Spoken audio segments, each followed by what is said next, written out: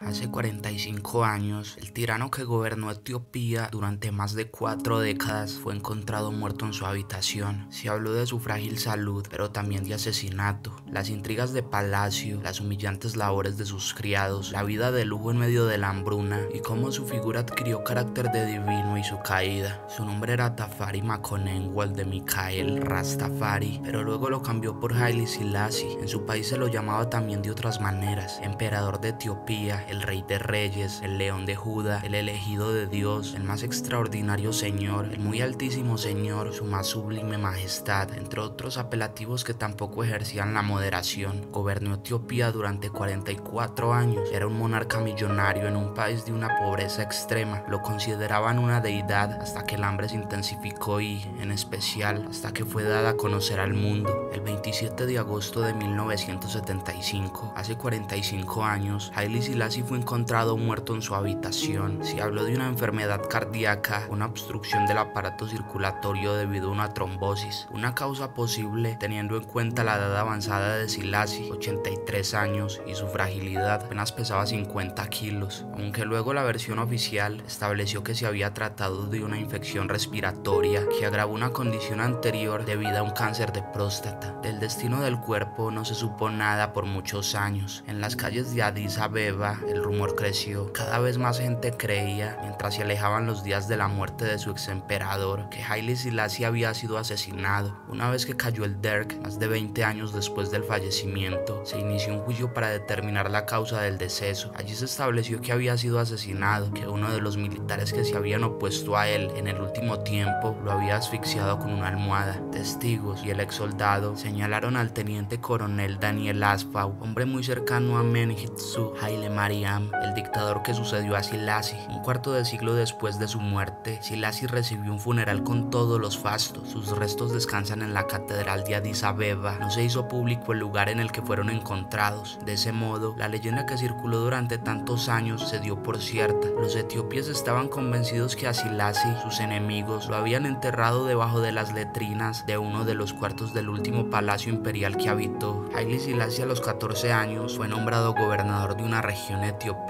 A los 24 era una de las personas más poderosas de su país. En 1928 fue coronado Negus, es decir, rey. El único inconveniente es que al mismo tiempo regía Seuditu, la emperatriz. Así que por un bienio, Etiopía ostentaba al mismo tiempo de rey y emperatriz. El creciente poder de Rastafari, faltaban unos años para que se cambiara el nombre a Haile Selassie, fue visto por algunos nobles militares como una falta de respeto para la institución imperial. Se desató una guerra civil que tuvo por vencedora a Selassie. La emperatriz, convenientemente, se murió justo cuando la contienda se inclinaba para el lado de su oponente. Las sospechas de asesinato no se han despejado hasta el día de hoy, aunque se haya hablado de que Seuditu murió de un ataque cardíaco al enterarse de la muerte de su esposo en el campo de batalla. Tras imponerse en esas luchas intestinas, Selassie fue coronado emperador en 1930. La ceremonia fue faustosa, contó con mandatarios extranjeros, miembros de la realeza europea y muchos periodistas. Relaciones que Selassie había cultivado en varios viajes y estadías en el viejo continente. En esos periplos, como gesto de gratitud y de respeto, le regaló a la máxima autoridad francesa y a Jorge V, el rey inglés, varios leones para que se entretuvieran. Los felinos serían una presencia constante en la corte etíope.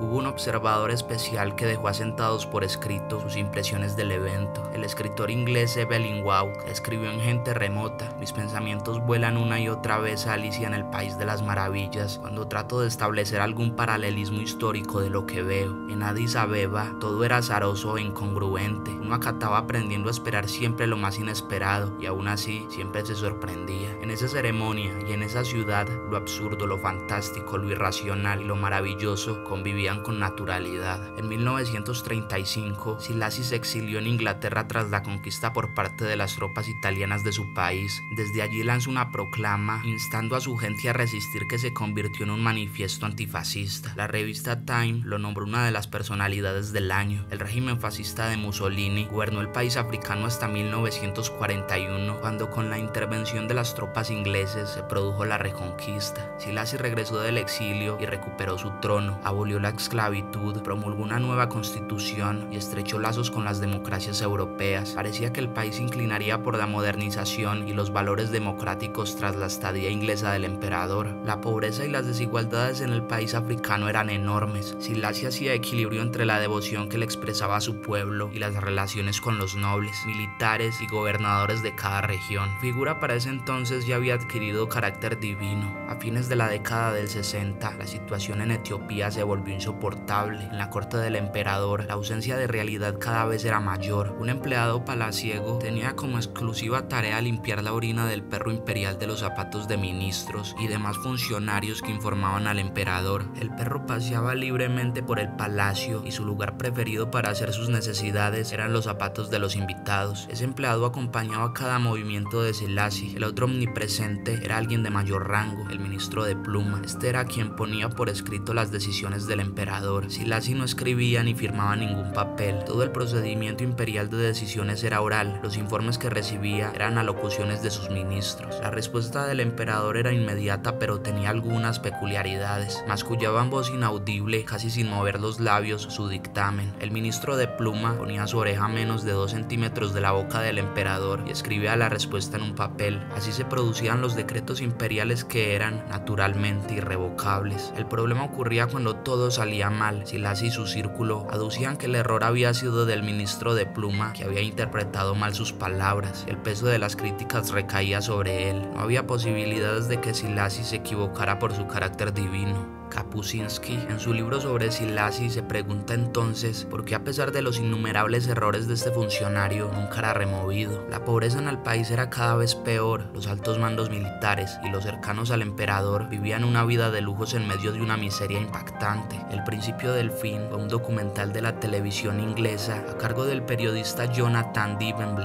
La exposición ante el mundo de las calamidades y de la dimensión de la hambruna que hizo la presión internacional, hasta ese momento casi inexistente, con embajadores, observadores y mandatarios fascinados por las excentricidades de la corte etíope, fuera cada vez más fuerte. Pero hubo una nueva instancia que parecía que extendía la vida en el poder del octogenario emperador: la ayuda humanitaria. Gobiernos y organizaciones internacionales, sensibilizados por el documental, acercaron misiones que repartieron alimentos y cuidados médicos por todo el devastado país. Pero eso se interrumpió de pronto. La razón fue que el ministro de Hacienda del país africano exigió a quienes prestaban la ayuda humanitaria que pagaran impuestos por la mercadería que ingresaban al país. Al principio pensaron que se trataba de un error o de una broma, allí todo podía ocurrir, pero no, la exigencia era real. Las empresas y gobiernos retiraron la ayuda. Les pareció un exceso tener además que pagar gravámenes. A partir de ese momento, los voceros del régimen acusaron a estos de asesinos. Afirmaban que con la retirada mataban de hambre al pueblo de Etiopía. Los acusaban de desestabilizadores, pero en ningún momento se les ocurrió derogar la medida irracional. Es más, muchos sostienen que Selassie y sus colaboradores veían con malos ojos esas ayudas porque exponían el estado real. A principios de 1974, la situación era desesperante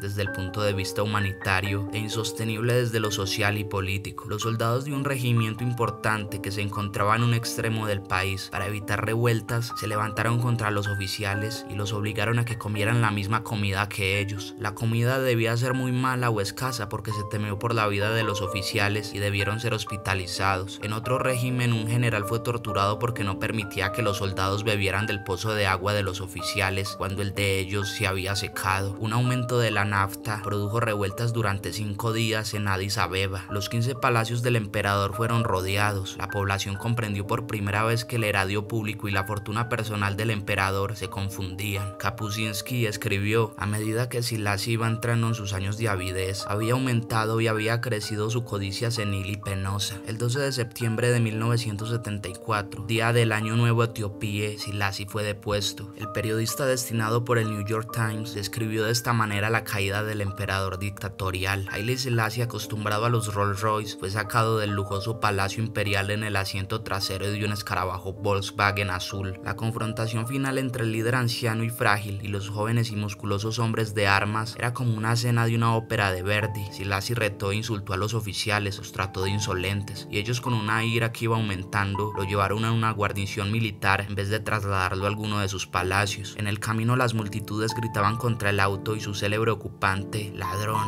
ladrón. Ryszard Kapuscinski, en su libro El Emperador, dice que Szilási no se sorprendió al ver a los hombres armados ingresar a sus aposentos. Actuó con mesura y elegancia, escuchó la breve proclama y respondió: si es lo mejor para el pueblo de Etiopía, lo acepto. Hierático como de costumbre, solo terminó de acicalarse y con docilidad se entregó a sus captores. Solo expresó malestar cuando uno de los hombres armados destrabó el asiento de adelante del escarabajo azul, pulsando la manija, y con la mano le indicó al ahora ex emperador que pasara encorvado al asiento trasero. El cronista polaco cuenta también que al ver que la gente agitaba sus brazos y hacía el paso del auto y gritaba, Szilási saludaba con una gran sonrisa. De su último año de vida no se sabe demasiado, solo que luego de cavilarlo, el nuevo régimen optó por detenerlo en una habitación de uno de los palacios que le habían pertenecido en la capital del país. Algunos afirman que fue en las dependencias de servicio. Varios de los nuevos funcionarios dialogaron con él para que revelara las cuentas en el exterior en las que depositaba su dinero, pero el frágil ex emperador, inmutable como siempre, no reveló esa información. Sus palacios, tierras y participaciones en empresas de todo tipo fueron decomisadas. La figura de Haile Selassie, honrada en muchas partes del mundo con fervor religioso, como encarnación del Mesías que había profetizado Marcus Garvey, adquirió un nuevo impulso a través de las canciones de Bob Marley. En Etiopía, la lucha contra el hambre está todavía muy lejos de terminarse. Y dime, ¿cuál es tu opinión acerca de esta historia? No olvides dejármela saber acá abajo en los comentarios. También dejar tu like y suscribirte si te gustó el video. Sin más, me despido y hasta la próxima.